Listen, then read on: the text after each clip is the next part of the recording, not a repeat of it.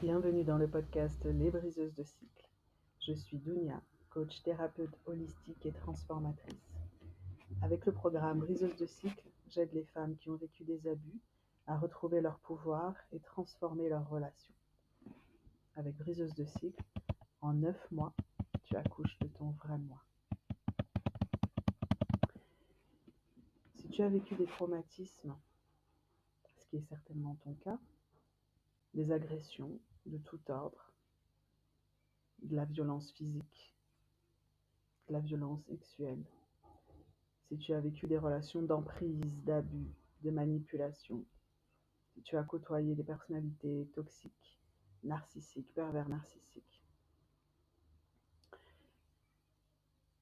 tu as certainement vécu des traumatismes.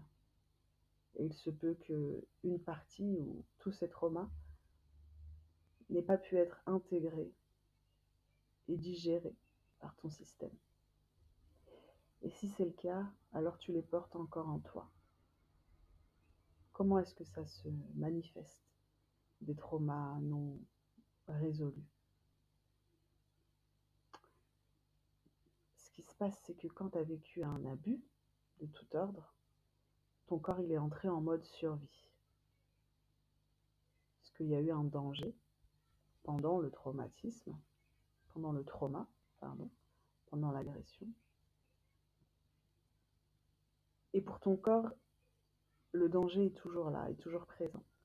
Même si tu t'es éloigné de la personne, même si tu as repris ta vie, on va dire, quotidienne de tous les jours, ton corps, lui, il est toujours en mode danger.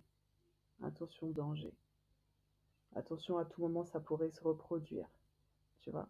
Donc il s'est mis en mode alerte. Ça, c'est dans le cas où le traumatisme n'a pas été digéré, libéré.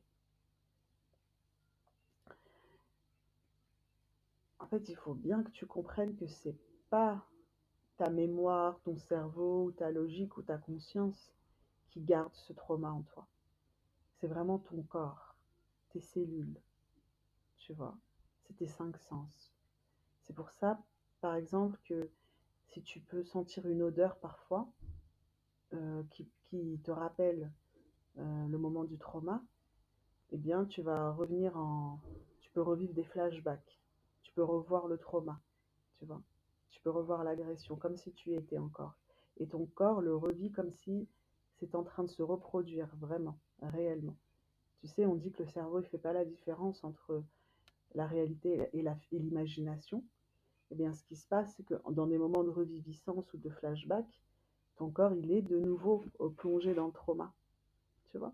Comme si c'était vraiment réel. Pour lui, c'est réel, en fait. Il ne fait pas la différence. Pourquoi? Parce qu'il y a eu un déclencheur. Le déclencheur, là, par exemple, dans cet exemple, c'était une odeur. Une odeur qui te rappelle le moment du trauma. Pourquoi? Parce que peut-être au moment de l'agression, tu as senti cette odeur, ou quelques temps avant, tu as senti cette odeur. Ou une odeur qui se rapproche. Tu vois, si c'est une odeur de gâteau, bah, si tu sens un gâteau qui est en train de cuire, ça peut te faire rappeler. Et ça peut te ramener en flashback et en reviviscence. Ça peut être un son, un bruit, tu vois, quelque chose que ton cerveau a enregistré juste avant le, traum- le trauma ou pendant, tu vois. Parce qu'en fait, ce qui se passe, c'est que pendant l'agression, pendant le trauma, le cerveau est tellement... pour te protéger, le cerveau il s'est mis en mode il a disjoncté. Comme un compteur, tu sais, quand on dit qu'il y a trop, on a branché trop d'appareils électriques, par exemple, l'électricité, elle saute. Il va se couper. L'électricité, elle va se couper d'elle-même pour éviter l'explosion ou l'incendie ou tout ça, tu vois. C'est une protection. Ça veut dire qu'à ce moment-là, on avait branché trop d'appareils, il y avait trop d'informations. Donc, pour protéger la maison, pour éviter une explosion ou un incendie, hop, le compteur électrique, il se coupe de lui-même, tu vois, pour dire là, c'est trop, il y a trop de charge que je ne peux pas supporter, tu vois. La charge que tu m'envoies avec tous tes appareils, elle est au-dessus de la charge maximale que je peux supporter, que je peux gérer, que je peux traiter. C'est exactement ce qui se passe pendant un trauma. Ce qui se passe, l'agression physique, sexuelle ou autre, elle est tellement, il y a tellement d'informations, la charge émotionnelle, les émotions que tu as ressenties à ce moment-là, elles étaient tellement fortes, tu vois. Une peur si c'était une agression physique ou sexuelle, une peur tellement forte de l'ordre de la terreur. Tu sais, quand tu es terrorisé, tu peux plus bouger. Voilà, il y a eu une peur d'une intensité extrême, peut-être du dégoût, jusqu'au point d'en avoir envie de vomir. Tu vois, souvent dans le cadre des agressions sexuelles, ça fait ça. Un sentiment de honte, d'être sale, et en même temps de la colère, et de ne pas pouvoir arriver à se défendre. Et en même temps, tu essaies d'appeler à l'aide, mais ça sort pas, ou alors tu appelles et personne ne vient t'aider. Tu vois, tout ça. Et puis le choc. Le choc, si par exemple tu découvres que ton agresseur, en fait, tu lui faisais confiance, tu avais confiance en lui. Et le choc de voir en fait son vrai visage, de voir qu'en fait, il était absolument pas digne de confiance. Et que derrière le masque du gentil, parce qu'il t'a fait du love bombing à fond avant de passer à l'agression, tu vois, il t'a mis sous emprise avant cette agression. Il t'a fait croire au prince charmant si c'était dans le cadre d'une relation de couple. Si c'était une agression sexuelle, par exemple, dans l'enfance, si c'était quelqu'un qui s'occupait de toi, une nounou, un voisin, je ne sais quoi, ou un maître d'école, eh bien, avant d'en arriver à l'agression, il t'a mis, entre guillemets, dans sa poche. Et pour faire ça, il était en phase séduction au début. Donc toi, tu croyais qu'il était réellement comme ça. Tu croyais qu'il était le charmant homme qui te montrait, qu'il voulait que tu crois qu'il était. Donc tu tombes de haut. Il y a tout ça qui se passe en même temps pendant l'agression. Tu t'imagines? La terreur, le choc de voir, mais en fait, cette personne, je ne la connais absolument pas. La trahison, le sentiment d'être trahi parce que tu lui faisais confiance, que tu l'aimais. La terreur, l'incompréhension. Tu comprends pas pourquoi il te fait ça. D'où ça vient? Est-ce que ça vient de toi? Est-ce que ça vient de lui? Est-ce qu'il a toujours été comme ça? Mais c'est pas possible, puisque moi je croyais il était gentil, il était si. Tout ça, ça se mélange. La peur, le dégoût, la colère, le choc, l'incompréhension, le fait de tomber des nues parce que tu croyais le connaître alors qu'en fait tu le connaissais pas. Tu vois, tout ça, c'était trop. Ça envoie trop d'informations, ça envoie trop de courant électrique à ton cerveau. Du coup, pour éviter une crise cardiaque ou ouais, un arrêt cardiaque direct et éviter la mort, parce que le but du corps, c'est de rester en vie, de survivre, c'est ce c'est ce qui coule dans nos gènes, c'est ce qu'on a appris depuis nos ancêtres et depuis les premiers hommes sur Terre, à l'époque où il y avait encore des prédateurs qui se baladaient comme ça dans la nature.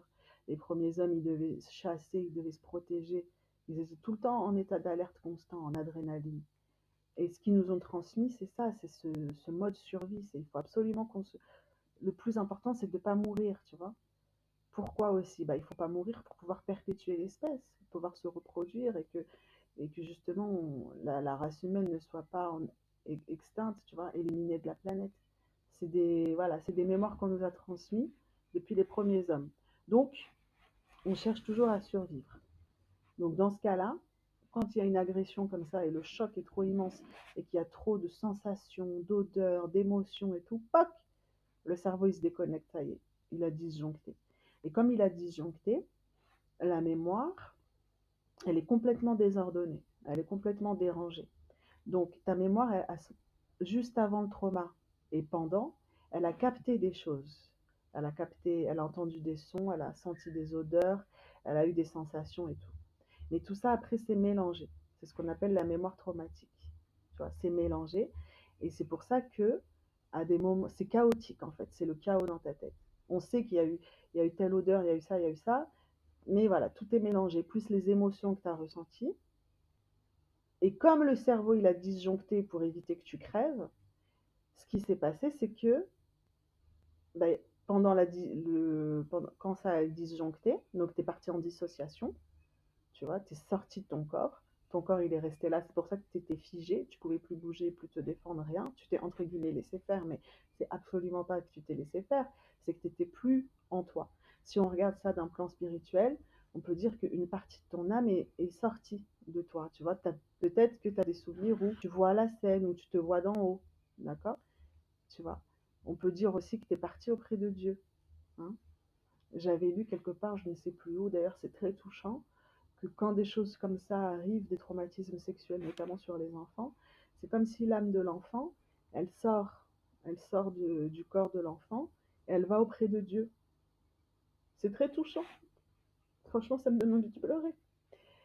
C'est comme si pendant l'acte, comme l'enfant ne peut rien faire, il ne peut pas se protéger, peut-être qu'il a essayé d'appeler à l'aide et il n'y avait personne pour le protéger.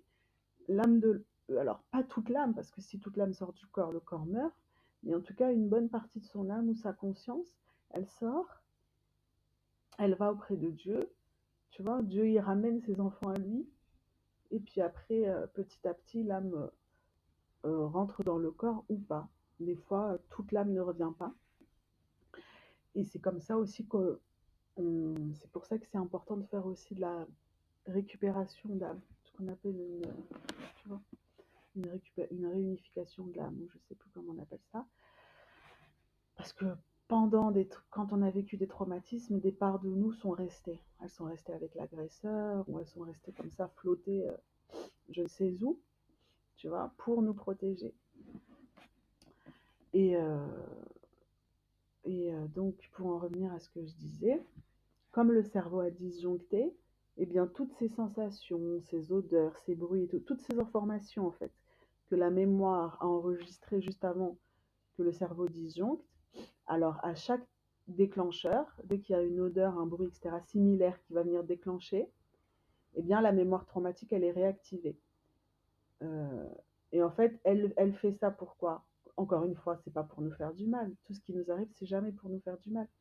La mémoire traumatique, elle se réactive déjà parce qu'il y a eu un élément déclencheur, c'est comme si tu avais appuyé sur le bouton on, et aussi, surtout, elle cherche à se ranger en fait, tu vois, tous ces souvenirs, ces sensations et tout, elles essayent de se ranger pour être classées au bon endroit dans le cerveau, tu vois.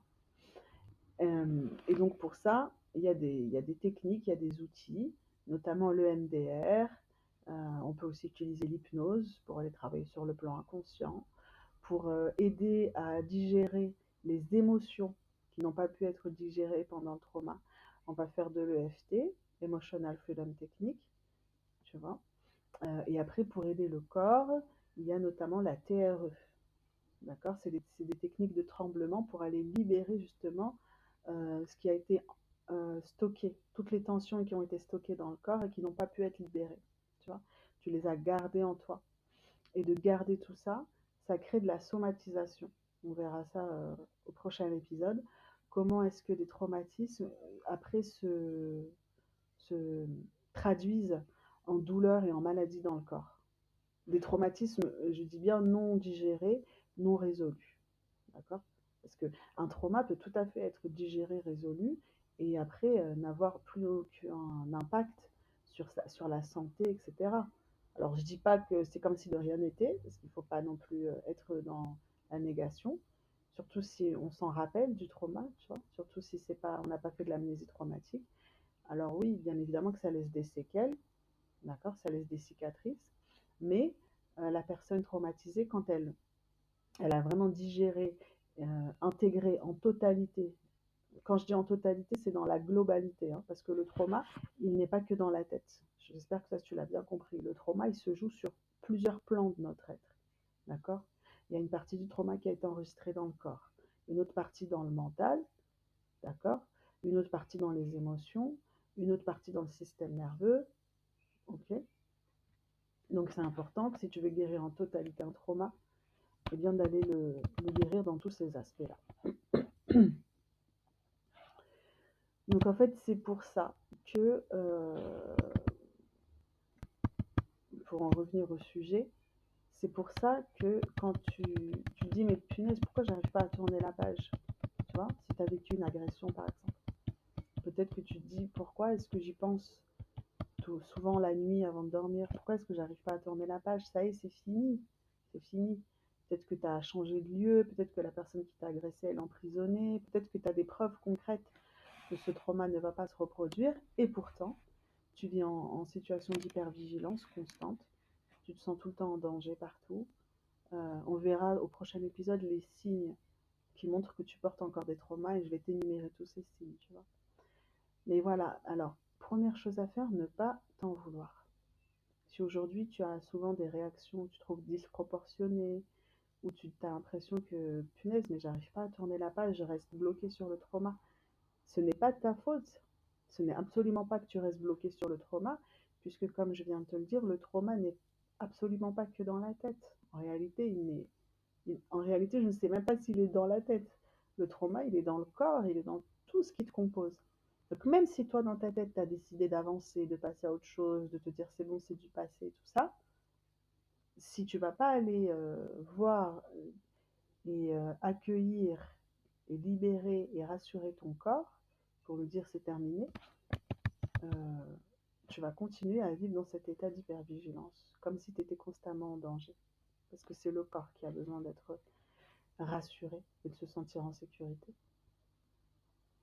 Donc je te donne une petite phrase que tu peux commencer à dire déjà dès maintenant.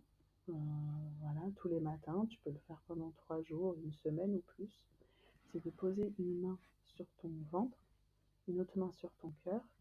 Tu baisses ta tête en direction de ton corps et tu dis à ton corps, merci mon corps, je suis désolée pour ce qui t'est arrivé. Je sais que tu as fait tout ce que tu as pu pour nous protéger. Aujourd'hui, je choisis de te ramener ici et maintenant en sécurité. Donc je répète, tu peux la dire 3 fois de suite. Merci mon corps, je suis désolée pour ce qui t'est arrivé. Tu as fait tout ce que tu as pu pour nous protéger. Aujourd'hui, je choisis de te ramener ici et maintenant en sécurité.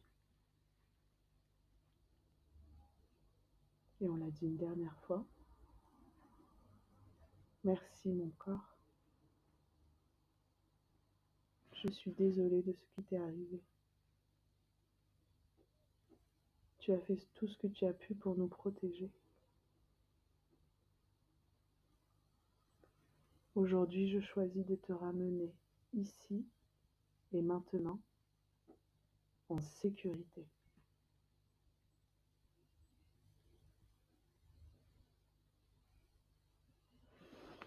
Et tu prends une grande inspiration, tu ouvres les yeux et tu reviens ici et maintenant.